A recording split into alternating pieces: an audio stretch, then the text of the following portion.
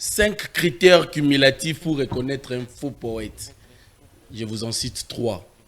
Il aime la poésie, il est d'une petitesse rare, il pense qu'il écrit bien. 3 critères pour reconnaître un faux poète. C'est cette publication où ça lit tolé dans le monde littéraire. Mbote na biso bandeko balandi émission script manent. Les lots tous ali sous na sengo ya relax sarabino chaque semaine ba écrivain, ba auteur, ba activiste, ba activité nous ces dans le monde littéraire, tout ce qui se passe na littérature ya mboka na biso batu bazo cha pierre, bazo boire mai na elanga, batu bazo sale fort pour le lot littérature na biso zo esika oyo. Botola, même musique, même théâtre, pour tout vendre dans les sika na biso pour nene to lobara littérature ne etombola ramboka. Tout ça n'est ya moko ya ba poète, ya ba écrivain très prolifique ya mboka na biso. To yamba ki na bandeliane, abimisa ki beaucoup na evumilia, ou ezali théâtre en vers. Donc autant la poésie mais la kati ya théâtre. Tobetaki masolo na yango buku esila ki po etekamaki malamu lelo aye na identité mususu ya poète oyo auti kosala tolé na monde ya informatique na monde ya ba réseaux sociaux. Une publication est créée tellement de discussions et de débats na ba groupe littéraire ebele na bisika ebele ba contre-thèse pe bimi mais biso le rôle de émission au kundola script à manette le keto yambaye to meka ko comprendre idée na ye. Dans le lobby nabiso, il y a de faux et de vrais poètes. Tu remets capot, tu comprendre tout que ce là. Les canisi à moutou na moi 5-6 phrases te. Faut au na kati peut-être pe nenge minga lobara ba lukara place ya zala raté. Peut-être pe bat bazo beta libanda de te lobara la gisasa. Tu remets capé ko solo la na poète za nani de vrais pe faux poètes. Tu roye babango nenge nini. Est-ce que bazali nenguma biso gisasa tu es ma solo kaka ya kalato aluka ki peka créer ni solo mais to robeta ma solo wana nyoso na kati awa na mo invité na biso ya lelo oto kombo na Patrick Kitenge mais ba ebie mingi na kombo ya Pat le Gourou azali susu mutu ya représenter mingi te to représenter te na monde littéraire mokambi ya maison d'édition La Montagne mokambi ya clinique littéraire centre culturel uti ko fonga makalate mokomi ya ba livre ebele romans nouvelles recueil de poèmes donc masoana embrassara yango avec facilité pe chaque jour à commentaire information nos ces oleka avec sa touche de la poésie to yambie lelo na plateau na biso pour la deuxième fois Pat le Gourou boye malamu na kati ya script manets. Merci sensei na sepeli makomi tikala ra malobe kendara car ndenge ezalaka tosala tout pour que les lopé makambo lobate kei atanda motikala vous créez déjà problème na makomi na yo to bengi yo pona yango to meko solango juste après mongonga mukie o ya bopemi mukie. Il y a pas de problème, on est là pour ça. To pemi mukie to zongi pona to beta masolo ya le faux et le vrai poète. À tout de suite.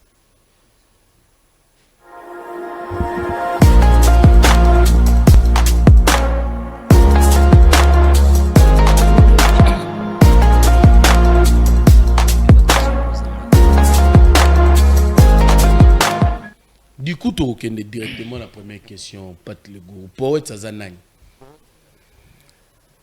Bon, pour définir poète, ils ont moi passé. Facilité na moi zalaka ceux qui yo oza yango. Wana oyeba yo moko soko zanani. Pour définir poète pena ils passé ba critères ils ont moi ebele.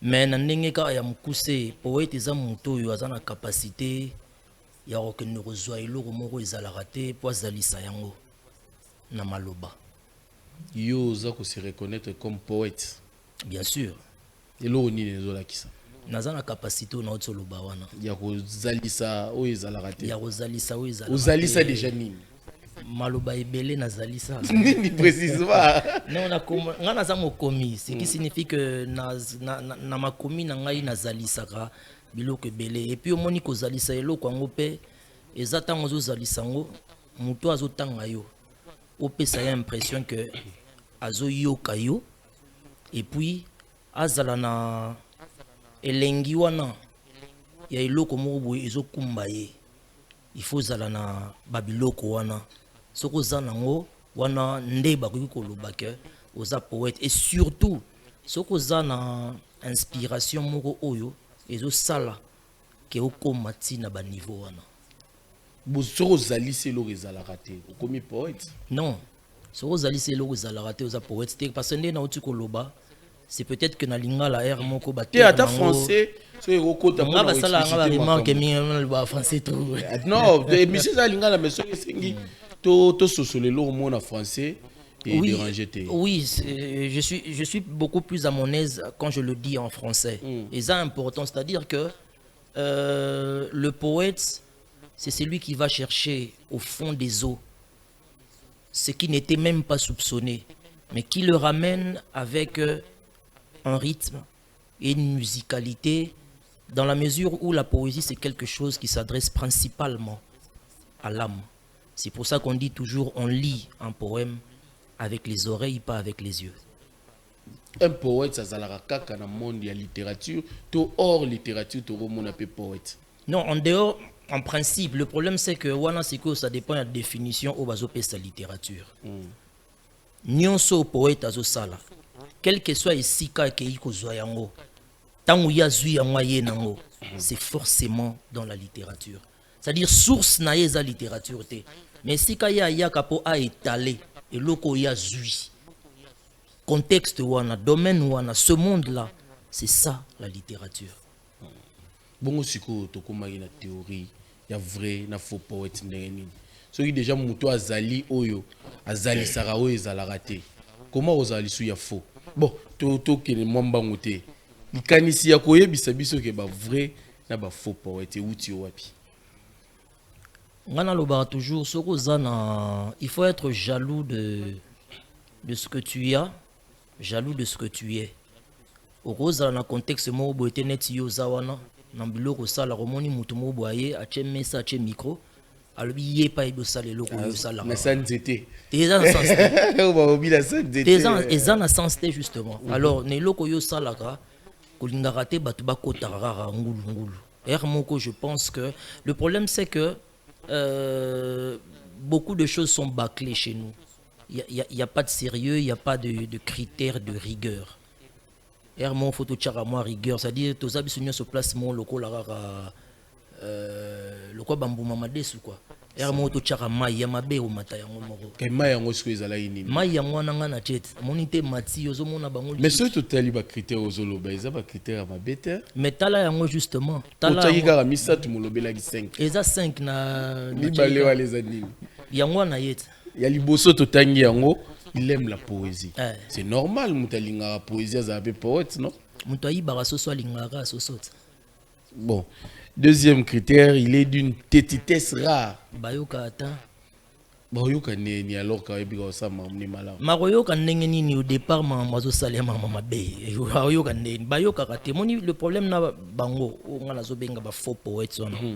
Mais je suis là un peu. Moi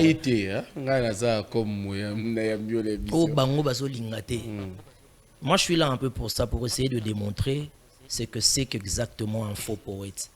Batouana bayo karaté. Et c'est normal kayo kate parce que ce que le bien yo kayo a comprendre que nzela zuza nzela mabe. Baki c'est la biso mimi baleona, il pense qu'il écrit bien et puis deux on les anime.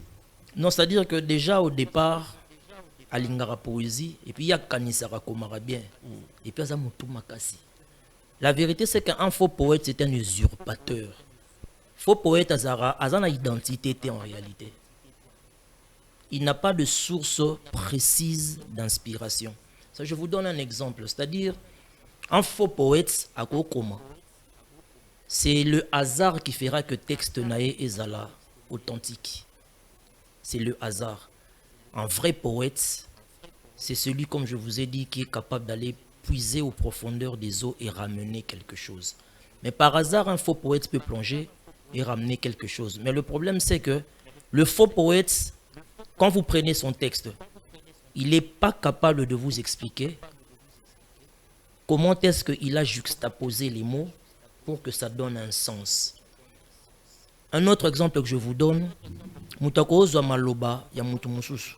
nde na mona na ba groupe na biso ba WhatsApp ba leki na biso ba yaya na biso omoni pendaka ina texte ache texte wana nengo yebeliye ezomona ke texte za yete yebelinde ni alors que ça groupe WhatsApp et puis inspiration il y a rappé la caractère non toyebani le problème c'est que il faut pas faire semblant on se connaît na yebi pe que oyo ba tournure oyo yé à ça il rango ça le roi maloba mususu yo yebi que oyo kuna yeba que musicien oyo eza monde na été akobimisa maloba boyete alors ebele pe lokola monde comment nango muke quand tu vas plus loin tu te rends compte que texte azwaki eza texte na été bamba yikaka kombo azui texte musicien français moko boye ba 1902 azui maloba ya roi pe bas fula été c'est comme ça le roi mutongo pa yebana na yemingité mais texte zalaka bien yazui ndambu abambi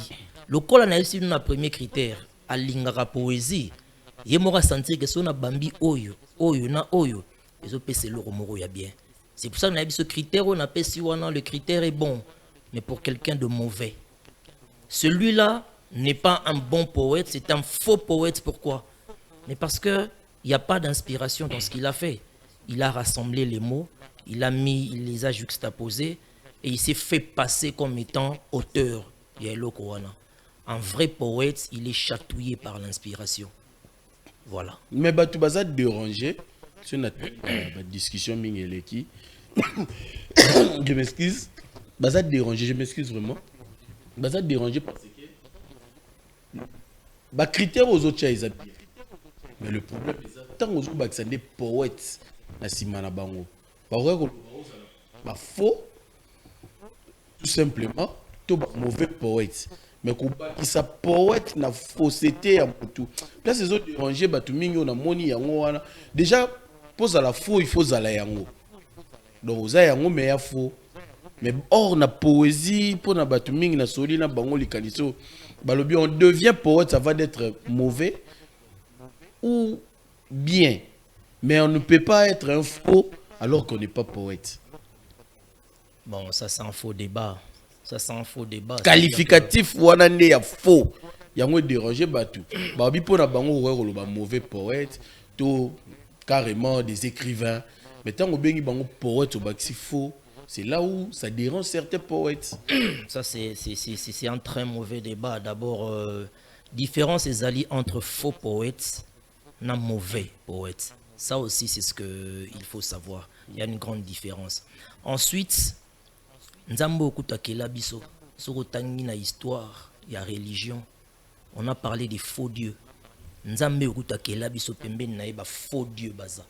Ba faux pasteur baza et comme quand un poète et comme il problème et comme un poète pour ceux qui ont origine il y a des textes où ils ont banzam baza faux vrai et ils en ont moi ba doute peu importe je pense que même ce qui est dans la Bible à un moment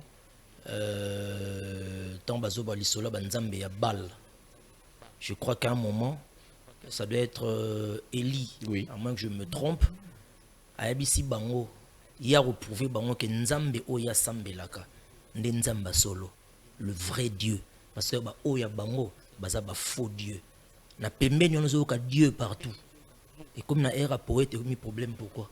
Ouais, Dieu est un critère rebelle, ba na écriture déjà, zo mona nzamba solo ba komana des majuscules, il y a faux et zo komana ba minuscule. Mais nzamba za ngane na orthographe, orthographe ba tumtu ba pesaki. Le problème c'est que ngana ebisi okaka si déjà quand on parle de Dieu à côté, on parle des faux dieux. Pourquoi pas de poètes et à côté de faux? Il y a des prophètes qui sont des vrais et des faux. Je vous dis, la prophétie, mon sous, on peut exemple dans la Bible, on peut sur la Bible. Attends 3 fois. Version pénini, tu éviter mes problèmes, mais Tob. Tob a Mikepe Ali. Cette Bible fait la Jérusalem, yo problème est tant Pierre na Paul. Bazo tambola, il y avait une dame na simona bango. Oya zako lobezaki makambo ya mabete. Azai ko lobaba o baza basali nzambe bondimela bango. Na malobana nyonso loka mabezate. Mais bayebisaki ye tais-toi langue de vipère. Na heure wana la femme o abimisaki pourtant maloba ya kitoko. C'était une fausse prophétesse. Par là, au lingo lobani. Pour te dire que faux poète peut errement mais c'est va bien. Moko. Mais il doit se taire parce que ça domaine là. Même motivation de les alari ni à vouloir taxer ba misusu ba faux et puis ba misusu. Motivation au cas où moi je suis quelqu'un, je suis pas parfait, mais moi j'aime la perfection. C'est-à-dire à un moment dans ma moto sala, je crois qu'il faut qu'on arrive à un stade où bato mususu faut bazala rater. Principe nangai na commission de devise. Nous devons décourager certains talents. Mais pourquoi? Pour quel intérêt? Alors que tout le monde n'est pas exemple là, ils ont déçu. Tika yango zala nyoso tout to chamai. Oya kopole matana likolo ya matika la nasi. Mais na chemai. Mais ngana chemai. Comment tu n'as chemai pourquoi? Mais yo mo l'idée comment o chamai? Problème belizu ya voilà. Il fallait tika batu musu ba chamai po yo za l'idée sou na kati wana. Mais justement force na biso yango wana. Tu sais quand tu fais vraiment de la poésie, tu es capable d'être et de ne pas être. Ça dit moi je suis à la fois les haricots parce que nazo sangana na ba faux poète yango. Mais la capacité de se transcender, ça signifie na longo na état obino boza, na bimi, na chebiso mai. Na pe na zoni mais nga atikali na se. Donc on suppose que le détecteur qui bango. Non, on suppose pas. Le détecteur qui bango. Mais bien sûr, on par suppose. Rapport à une écriture na bango, ba petit texte ba balancera par-ci par-là. To ba livre penda et bimi, autant il livre bio aza faux poète. Ba livre et bima tozo le moni penda que a commis ma bête ma faux poète. Oh, c'est un faux poète, oh c'est un mauvais poète. Na rokende pe ba livre ngo pour autant.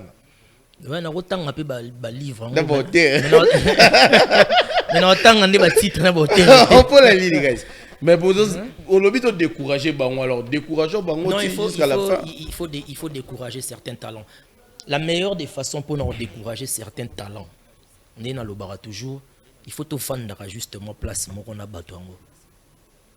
Net singa bonde na ele longa na sepela kutu c'est-à-dire ngana zawa mutu moko boy oya zo côté la bango tie mutu zo côté la bango ezate po jusque là mutu moko zo côté la ba comprendre ndé fo ya idée na yo fo idée na ngeza nango na profondeur ningi parce que mambo yo zo loba na kalapé lobama mais est-ce que le discours n'est pas révolu?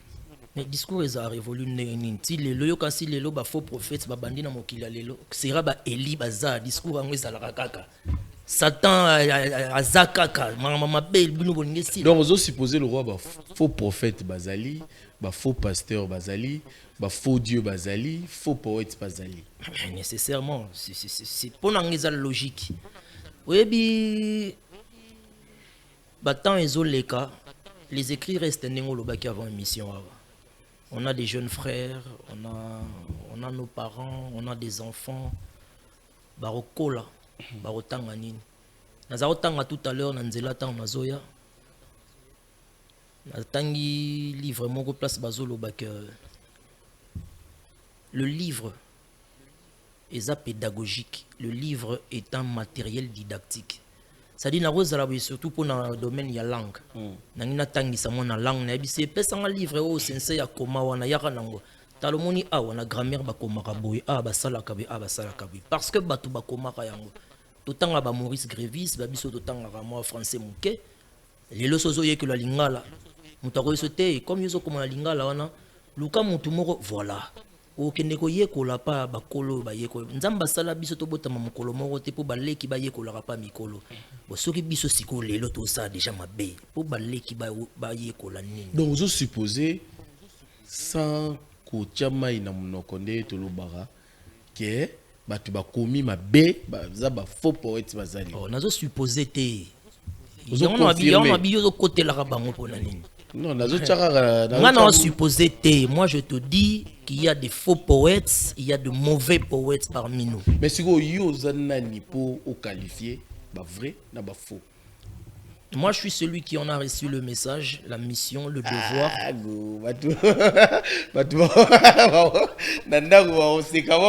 Message. Oui, c'est makambo. Yo zala ce qu'on a place bakola na Yesu. Papa na bangala menuisier sala ne be bonga tout ça. Moi na nesiko la muika ode ngane nkolo. Ce ba bomma yo te pourquoi? Na ndenge nini? Yesu la kse bango tala procuration nzamba tindinga. Ngape na ebisibino yanga yango wana oza messager mission azu yango wana faut te débusquer bango Il faut te décourager, bango. Mais est-ce que vous avez sûr vraiment simple poste, émission boé, est suffisant pour... On doit prêcher par l'exemple. On doit prêcher par l'exemple. On a le toujours, c'est-à-dire, au sali poste, au lobby faux poète, baza, au silici, yo zuipe o ya yo texte au tché. Obi yanga yango wana. Mais yo ya ojije petit siko ezate. Non, ezala tende ni mutlo. Na ebité so ezana muta komaka chaque jour le rolanga. Non mais batutu baza na cercle littéraire té. Na Facebook ya cercle littéraire té, batanga nga. Mais batutu baza pe ba mina oté. Mais na zana ba livre be, mais bino bo lukaka bato ngo bo sabango ke ya zolo ba faux poète baza tala makamba komaka. C'est votre travail. Et ça le rôle en kolo tanga zaki azo teya et ça batute kota samari ba te nga na teya wa baya. C'est tout. Moi, je ne peux pas aller chez tout le monde. Les réseaux sociaux sont ceux qu'ils sont aujourd'hui. Moi, je mets un texte, je dis, voici ce que moi je pense de ce que je suis témoin, de ce que j'ai. Ceux qui bango monique mais moi, il y a des remarques qu'on me fait. Et la plupart, il y a inbox, parce que moi, j'aime qu'on me fasse des remarques en public. Parce que moi, je ne me cache pas. C'est-à-dire, il ne faut pas non plus oublier que c'est... Mais pourquoi ceux qui sont tolérants vers eux, pourquoi pas au ça la bongo na ba faux? Tu penses pas que les gens moyen ba encadrer bango? Mais on a tolérant de n'andel so que tu mutoyer une box. Tu as tolérance, c'est-à-dire si on a une box c'est parce qu'ils ont respecté. Mais on a c'est comme il y a une box, problème est até. Tozo en rakuna public ba tout batanga biso. Est-ce que c'est bonne pédagogie? Surtout que loko wasala ngeza rema pour me dire que mais au moins que yo mo salaire et loko ya la raté. Et ça remarque ba salanga qui est censé me rabaisser. Mais moi je dis viens salanga en public batba mon. Pourquoi je dis ça? Pour que batba mon appelle que moi j'ai des failles aussi en tant que moutou. Ça ne fait pas de moi un faux poète. S'il y a des vrais poètes, moi je suis compté parmi eux. Moi j'ai pas besoin non. Beti tembe pe bazala ndako bon, peut-être bon, c'est un peu droit. Moi, je fais un effort, comme je disais à mon jeune frère Benjamin. Oui, bien, la slammer, je lui disais, moi, je connais les origines et la théorie de l'art que je pratique. Je peux faillir. Je peux faillir pour Nazamout. Dernièrement, quand je remarque sur un texte classique, les élèves n'ont pas faute. Mais malgré ça, il faut ça remarque. Pour chaque texte, ça remarque. Et puis, quand on remarque en public, tu as raison, principe on est à Bongo, j'ai failli. Point barre. Ça ne fait pas de moi. Ça dit, au cause d'un bon conducteur, moi tout type nzete. Wa faut chauffeur ta. Wa faut chauffeur ta. Au tout nzete wa faut chauffeur ta. Voilà. Mais est-ce que Moutou azoye kola ou a lingi déjà poésie? Ou azo penser qu'azo koma bien? Il n'y a pas d'autre manière de encadrer pour comme un bon poète. Mais tant que est-ce que Moutou azo koma, il n'y a pas d'autre façon à encadrer pour comme. C'est comme si au début tu as déjà qu'il n'y ait pas un faux poète. Non. C'est que nous devons dire, Nabiso Nyonso, Bayeba. Et là, la prof à côté de la classe a dit, bon, je vous dis... Casquette soit un professeur. Pédagogue. Je suis désolé, mais je suis pédagogue. Okay. Prof à côté de la classe a dit, bon, voici les critères d'un mauvais élève. Un mauvais élève va boyer. Atongi Moutou. Comme ça, élève, mort, mitala, dit, mais le prof a lobby, il faut éviter un mauvais élève en fil, la chemise, il faut en fil. Un mauvais élève, tito comme mercredi, chemise déjà bébé à côté, à ce qu'on rencontre, il faut en salle attention. Mais aidez-moi, pour Ayeba, Nzelani ni fois zoa. Et ça, te moi au moni, yeba déjà que élève ma bé, azalaka boye, élève ma lamou, azalaka boye. Tu mets devant l'enfant deux chemins. Oyebisi epe que tala koto so poni nzela mauvais élève. So poni awa nzela bon élève. Non mona bon élève te na suka période azupe conduite médiocre. Ça ne fait pas de lui un mauvais élève. Non. C'est-à-dire et le remoko les cas qui circonstances mais les cas qui tombent à 4 ba point était dans mon longo, il y a bana mabe. C'est un peu pour te dire que le vrai poète, ce n'est pas quelqu'un de parfait, non. Mais c'est quelqu'un qui court, mais qui court sur le chemin. Le faux poète, il court, mais sur le sable. Ça dit, dans la compétition, ça dit, Yakimi Awa, bah, au content, a sali 9 secondes sur 100 mètres. Yo sali 12 secondes, normalement, il y a les. Mais toi, tu cours sur la piste. Yo courir dans la compétition. Yé Ali Banda. Ananzela déjà à Mabé. Mais que faire? Ceux qui déjà faux poète, soit dans Ozobenga, ça déjà livre, épuisa stock, bazo continuer au coma. Au canisi publication, to de te bengo na émission de Solangonde, et qu'on décourager bango, to objectif monsieur ezali en faisant ou en te faisant un messager de telles choses. Omoneza lokola olamuki na butu okuti ba yibi eloko lobi a comme yibi akede ya musika na belela muyibi teta belela kaka peut-être tso beli wana mutu mwa kota coin kuna so la musi bango ba ko kange pe na coin. Ce n'est pas parce que ba bimisa biloko que to belela teta belela kaka bon c'est ba kangi mo faux poète et problème ya te so bo kangi otika so ba kangi neti ngai faux poète mutaye pena avec toutes les preuves que ouvrage oyo ezasine ya faux poète otika okoma non otika okoma pona nini soki ya lobi ke neti ngabo na za faux poète suivant ba critères ya bien olena tika okoma suivant ba critères na ye wa poye pa ocha ba critères na ye aye pas définir que non place ko mabe ya ngwana ekotiti ba critères nga na pesi ba critères na ngate les ba critères anani nga na repesa non avantage na nga c'est que je parle jamais en l'air na lobango toujours je ne parle jamais en l'air nga na repesa yo exemple moko koute belé si je te lis art poétique ya Nicolas Boileau et comment en 1674 n'était sur en note 1674 dedans il parle du mauvais écrivain. On a un critère. Alors, mauvais écrivain, alors, déjà mauvais écrivain qui fait dans le barbarisme et le solécisme, c'est-à-dire dans l'irrespect total, il y a syntaxe et vocabulaire. On a un critère, quatrième critère, on a tchaki kunate, on va comprendre un faux poète. Donc yozo continue idéologie wana te yo kanisaki nazo beza ya ngati kanga na na eso ngana yebiso à part ça son a remonté mouké dans les siècles na suka na yena Charles Baudelaire. Il y a même toute une œuvre où on parle de Charles Baudelaire et les faux poètes. Critères les gens pensent que parce qu'on a le beza ya ngati place va se tromper siko yango wana. Ceux qui ont réfléchi sur ces choses avant moi, avant nous, baza est belé. Mais le problème c'est que tellement bateau pas nabiso to komaka to tangaka bateau msusute, on savait même pas que obi quand Nicolas Boileau te parle de méchant écrivain, c'est parce que à l'époque en 1674 quand on dit de toi que tu es méchant écrivain, c'est pire qu'être faux. Nazoe biso eza mabe makasi. Série wana méchants aller na sens moroté. Nazoe biso eza le roi lelo te. Donc ça dit que bateau ba komaka ba fandi batalio ba bitala. C'est dans l'art poétique de Nicolas Boileau, chant premier. Bateau bazan ndaku ba kota tana ba Google tout ça va vérifier. Boileau dit tu es un méchant écrivain. Mais lelo yo kutu ba sonyo munke ba cho faux poète zo ima nini. Ba critère eza ya ngata, ngasi ko ton atali na bia voilà. Bateau pa na biso bazé belé. Comme si misusu ba leki na bango. Mais attaque messager aurait pu aussi tata 4 ngana tangilo ba poète olo ba soyi waza ba vrai to ba faux. Comme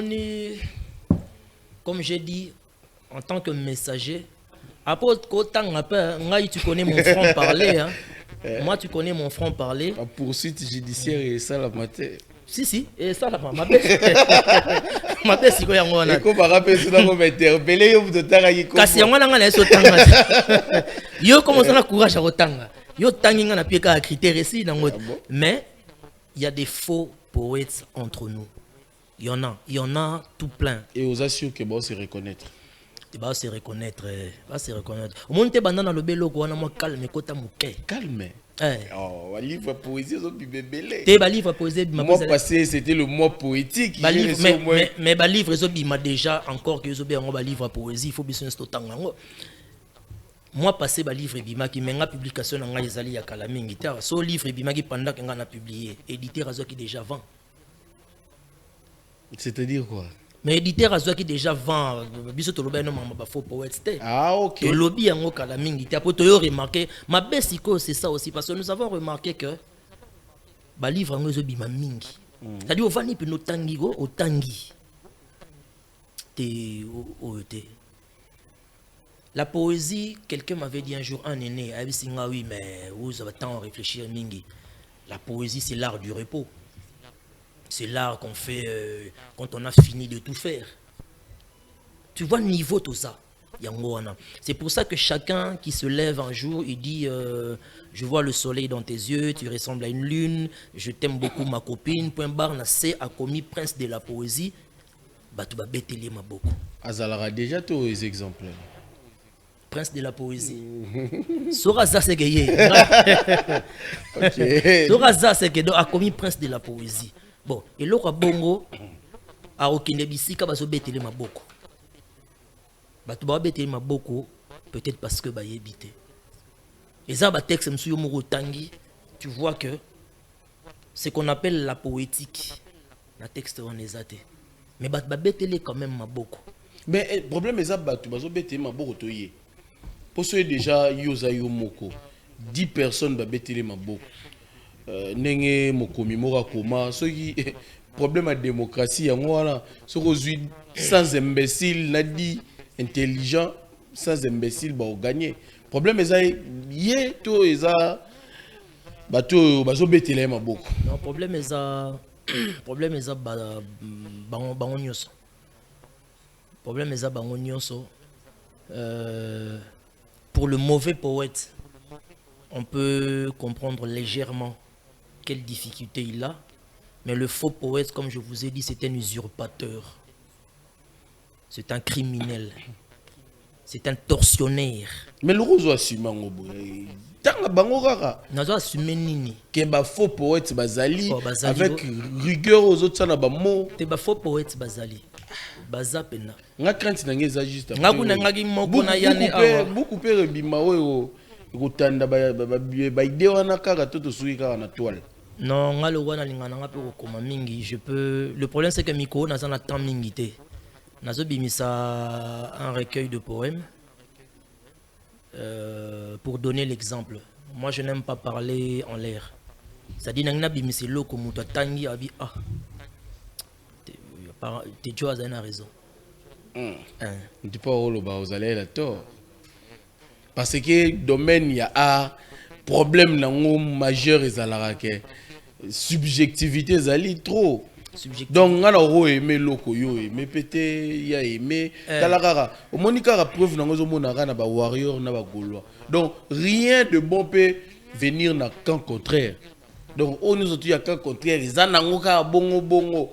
C'est ça en fait aussi le problème de l'art. Subjectivité wana. Oui,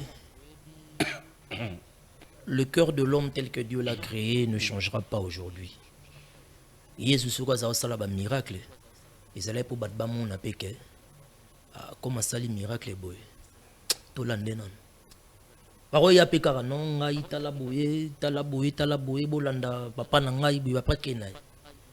Mais mutu faut convaincre. Yo komaka zo loba to. Bon loba ngope même mapa na yo. Mais ngana ko non ngai za pasi po loba na ngake na komaka na loba na loba. Mais okomaka wapi yango. Neti ngata ngo sanga wapi yango neti nga wapi yango na ndey. Utanga ngai utanga nga faut poète pe so lobi ba komaka ba biso ba œuvre na bango. Mais justement biso bazana ba 2 3 4 œuvres. Mais yango 5 bo to ebinde ni ke ba faux poète. Po to tanga. Ozo tanga ba rote. Oh to tanga ba kombo nde to tanga te mais makomi na bango to tanga. Ah bon? Tu sais un faux poète comme disait Eva Bielé, c'est que il sait pas expliquer ce qu'il a écrit. So c'est vano neti awa te yango na kaka te yango wana nini tellement au départ inspiration et loko wana eza ya yete abungi celui-là c'est un faux poète nazo bato wana ils sont dangereux ce sont des dangereuses personnes bato wana on va pas rester comme ça na bango pe kaka pembeni non et bon reste ba okima bozala na pe te bazoki manga kutu déjà bazoki manga ou déjà bazoki manga kutu nazo bisa yo moi ce que j'aime hein, on peut appeler ça comme on veut, de la prétention, de l'orgueil, tout ça. Moi, je dis toujours ça, je m'en fous. Ça dit, to fan na batobité, talomoni oyo. Awa, loko ya la raté. Ngana oto ebi la science grammaticale, par exemple. Tala o ngana ebiso yango na cha. Tala professeur boya sala livre boya critique yango. Tala o yango. Oya yo chao. To comme on a niveau là, parce que ceux qui pensent que l'art n'a pas de critères se trompent. Déjà, ba bengi yango art, pourquoi? Parce que ça obéit à des critères ou à des oh pe lokole za boye zo yango koti sawa. Oh eza ninte, oh eza art te. Tiango libanda. Dès que côté déjà na art, critères ezali. On peut pas faire n'importe quoi sauf si ce n'importe quoi là est artistique. Mais au bandero loba lisolo ya yo mo réseau bima kalatia eza nini? Non, yanga ezo mikolo pe na ba groupe littéraire. Côté lingala hein? Oui, parce que ngai basala nga ba remarque mingi. Après ceux qui me connaissent, batu babana loba pe poésie na ezaka ka langue, eza na aspect poétique te yango lingola ki sabon que langue eza frente. Bon, que poésie dans ezaka ka langue, je sais pas ce que ça signifie, mais nga ba bisi ngai na sala ra poésie moko et c'est kufa. Ah OK. Ba bi poésie moko c'est kufa et puis français kaka. D'ailleurs bat critique en me disant babi ils ont valeur trop mon biloko sala so sala on kana lingala fin yango lingo prouver bango to yokeli bango. Non, moi je fais pas les choses pour prouver les gens, au contraire na yokeli bango parce que je t'ai dit tout à l'heure, moi j'ai beau être prétentieux mais je suis quelqu'un qui écoute. C'est quoi avantage ngana zanango sur bango yango mon est-ce que poète ba yo karaté ba yo karaté ba faux poète ba yo karaté nga c'est quoi avantage nga c'est que yala soko lobby na yoki et na zongela ka bato ba bisa nga yo bina bi talana no logo au moins singa te oyo la te na zongaka na sali susu na yesus na le nombre de fois ozongisanga na ya susu. Parce que dès que on a ça la kunanga moko bat baye batek na zonga ipa na ba 5-10 fois. Exact. Je t'ai dit tout à l'heure. Ngana rotangelo ba komba bato ngana kendaka pa na bango ditela ngana noir. Toi tu en penses quoi? Basé belé. Lelo nde nazo koma lingala boy. Ndeko na ngai Edimon. Bato ba ebite kazo sunga ngai ekuta esa ngai velo betio et ala raté. Edimon sunga ngai mingi. Yo moko ndenge oza wana malaboni na benga yo na tongo na dérange ya lamuka nanu tanga nanu eloko est-ce que na lingala po yo bino boyiba makambo koleka ngai c'est comment? Moi je vais toujours demander de l'aide, demander un conseil, c'est comme ça. Je me souviens une fois na kendara parler ki na ngai Benjamin Masia na yebisi na bi yo kana no logo ndenge na lobby est-ce que ça bien aïsinga te isa pena bongo te mais voix eza bien mais au sala moins fort kaka. Moi je suis comme ça, moi je vais chez les gens apprendre. Donc au bazo zelao pour recueil de poèmes to zela uti pa batu ekoti bisika mususu tango bima ba qualifié de faux poète te moko kuta yoka kenga ayebisinga que nazo sala abeza penda bien te. Ou azomona moko ya ba faux poète to moko ya batuka moko ya bato batangaki moko ya bato batangaki texte na ngana lingala. OK. Parce que moi on connaît mes sources, moi j'aime ce qui est classique. Autant en français je suis dans le classicisme avec les Malherbes ba Boalona ba Horace, autant na lingala je vais puiser loin, alors beaucoup plus loin que la vulgarité qui se constate aujourd'hui. Tu vois, je vais là-bas et quand quelqu'un va puiser chez quelqu'un comme Lutumba, il n'y a pas photo. Et l'eau nini, so il est l'eau la caméra, il c'est pas faux poète wana. message nini attaque le messager au yeb sabango ba soigner écriture na bango pas bon parce que bon même si tu es au solango en rien mais c'est très sérieux à propos non bateau ba yebi que même si ozo seka mambo o ezali littérature au tchara sérieux makasi message nini au yeb sabango na ba faux poète. Non, je peux pas dire aux faux poètes d'abord que ba bon écriture na bango. Natika Ils n'ont pas d'écriture. Un faux poète n'a pas d'écriture. C'est un faux poète. Abongisate ayekola. Un faux poète. Donc ça ayekola oko mané pas vrai. Mais comment? Ça dit ça ayekoli a oko ma pas un bon poète, tu sais?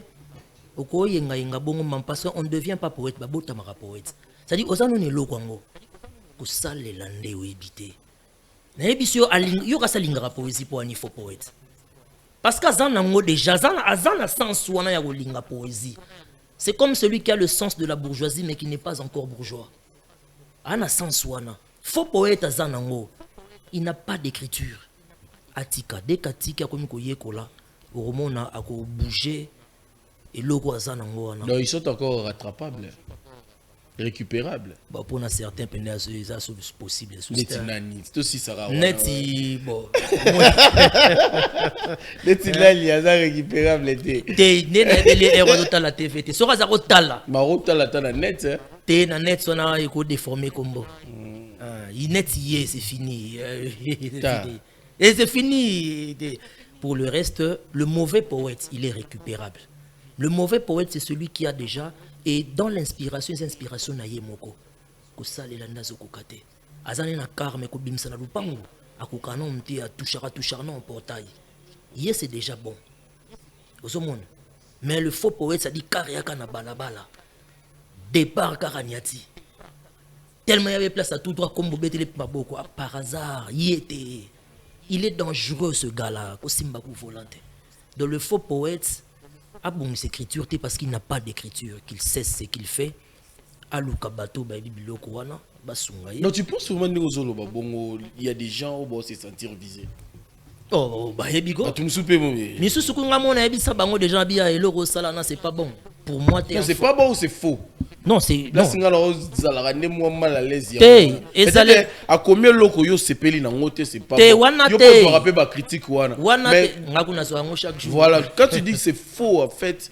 Non, il y a ça faux. Il y a ça faux. Mais elo moyibi ça c'est pas bon. Il a cité que lui c'est un faux poète parce que ce qu'il fait n'est pas bon. Le mauvais poète, différence n'a pas ezali. Je te dis, le mauvais poète, il a une inspiration. C'est juste que il ne sait pas la canaliser.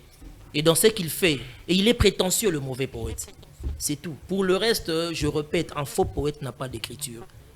Donc, cher ami, cesse de faire ce que tu fais. Luka bato pembeni na yo ba yiko aider yo. Comme on lingara déjà poésie, au tika kumuibi, le reste voilà.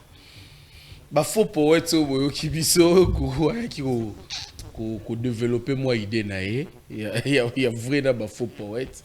Donc ceux qui m'aura sengi en tant que faux poète, alors qu'on te dire aux après tous à mon pousser pena.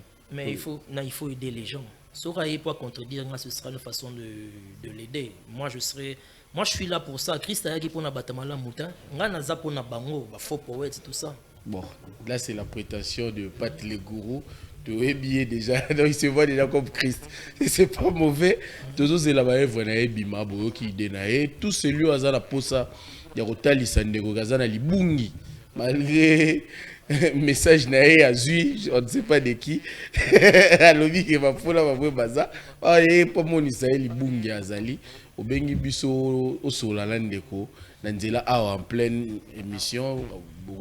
Quoi. So moni pe ke ba marambu ya mabe ya na lukuta izape na ba propos na e bengi biso pe ka royebo solo la to luka to bongise mission so ipo moni ke na mambo azoloba oza faux poète de ko ba biso tika ko ma changer musala mususu ya rada ta la chronique littéraire to zo ke la batu. Merci na yo Pat le gourou la présence na yo na émission na biso on espère que livre sur les limites ou yamba lisusu. Merci beaucoup. Non, il n'y a pas de souci. Nous, on est là. Moi, je suis là, toujours prêt à faire les choses, à apprendre et à faire apprendre. Moi, je suis toujours prêt à ces deux choses-là. Et puis voilà. Merci beaucoup Nabino Baïbolanda qui biso chaque mercredi à la Festivi à 16h30. Émission Nabiso Script à Manette Boro que tu vas na Facebook, na chaîne ya Festivi, to na YouTube na Script à TV. De bisara biso to tanga mikolo nyonso tango nyonso esika nyonso pona kotanga nde mutu akomaka mutu. Tokutani po César Rolanda na ndeko mususu mokomi to aza kosala na kati ya monde na biso ya littérature. Kimia na mabota na bino.